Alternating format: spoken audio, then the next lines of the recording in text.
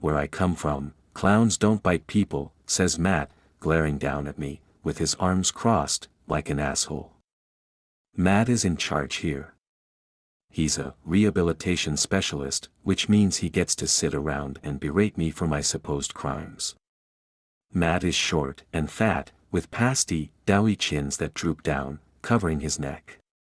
He wears a trucker hat, unironically. He has never bitten anyone in his life, or made anyone laugh on purpose, and it shows. He is the opposite of a clown. Not that all clowns bite. Obviously not, or very few people would hire us to perform at children's parties. But I do. And that's why I'm here, at Clown Rehab. I try to answer Matt, but I can't because of the ball gag in my mouth. They placed it there as soon as I checked in, as a precaution. I tried to explain that the gag was completely unnecessary. After all, it's not like I bite just anyone, at any time. I'm not a rabid animal, for God's sakes. But again, it was difficult to explain, because of the fucking rubber ball in my mouth. The ring they made me wear buzzes. It's an electronic ring, placed snugly around my middle finger, on my left hand. It looks like a simple black band, very plain and innocuous. But in fact, it's anything but. It's actually a high-tech gadget that notifies me when it's time to go to the cafeteria, when it's time to go to therapy, and when it's time to go to bed. If I fail to respond to a buzz, the buzz turns into a mild shock. If I ignore a mild shock, it becomes a strong, painful shock. I have never ignored a strong, painful shock, but I assume what comes next is awful. Matt hears the buzz and grimaces. Lunchtime again, he says, as if meal times were a personal affront. His girth would suggest otherwise, but I can't say this. Ball gag. I nod and stand, eager to get away from him. He's been lecturing me for the better part of an hour, and I can't stand the sight of him much longer. Most of the clowns are here for more ordinary reasons. They showed up to work high, or drunk, or got into serious fights with obnoxious party guests. Maybe they stole things from homes where they worked. A few clowns are here for being creepy with children. All of those clowns are allowed to eat in the cafeteria, like human beings. I, on the other hand, am forced to eat alone, in my room, where I don't pose a risk to anyone.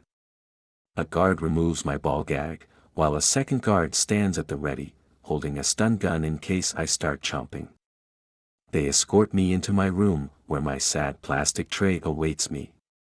They leave, I eat, they come and put the ball gag back in, and we repeat the process at the next meal time. Today my meal is mashed potatoes and gravy, with chocolate pudding in a little plastic cup. Soft foods. Nothing that requires chewing. It's all part of my program, you see, to wean me off the urge to bite. It's not working. You've probably heard of Clown College, or Clown Academy. There are many of them, and they all have different philosophies, and different styles. The one I attended was called the Academy of Fine Clowning, and it was strictly about classic clowning, with a focus on mime, dance, and physical comedy. In my own clowning practice, I performed solo shows with dark themes.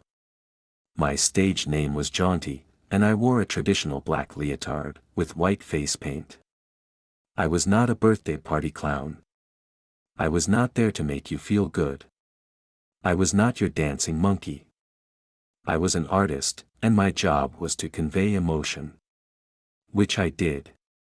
Well. My most intellectually complex show was called Shrubland, and it was a psychosexual thriller that took place in a heavily vandalized abandoned house that was haunted by the ghost of a serial killer. As you probably guessed, I was the serial killer. Of course, it's frowned upon for classic performers to involve the audience in the show.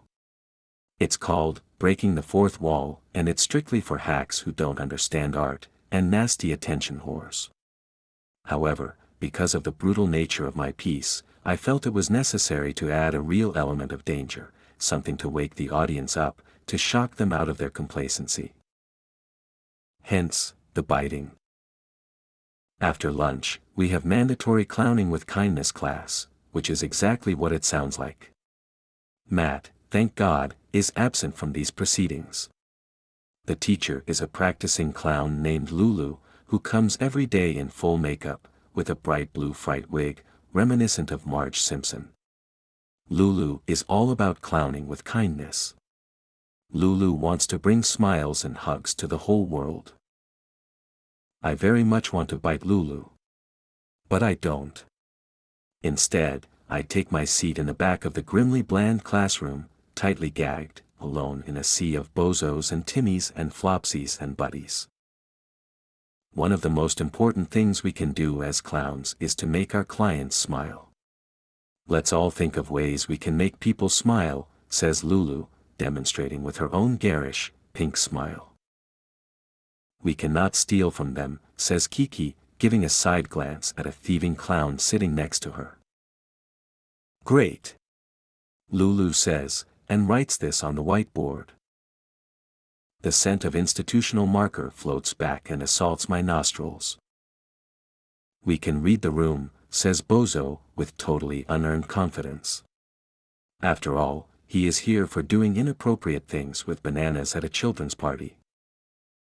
Excellent, says Lulu, adding that to her sad list. This is what my life has become. My jaw aches. At night, when I'm locked in my room and expected to sleep, the gag is removed, and I'm free to close my mouth and open it as I see fit. It's a relief, and I savor the cramping as my lips close firmly, pressing together like hands in prayer. I reach into the slit in my mattress, where I've hidden several paper clips, purloined from the various classrooms I've been forced to sit in over the past few weeks. A paper clip, by itself, is a silly, flimsy thing. But many paper clips lumped together, and sharpened into a point, can be a formidable weapon, in the right hands. My hands are right. And tomorrow, when the guard comes to muzzle me, he will learn just how right these hands are.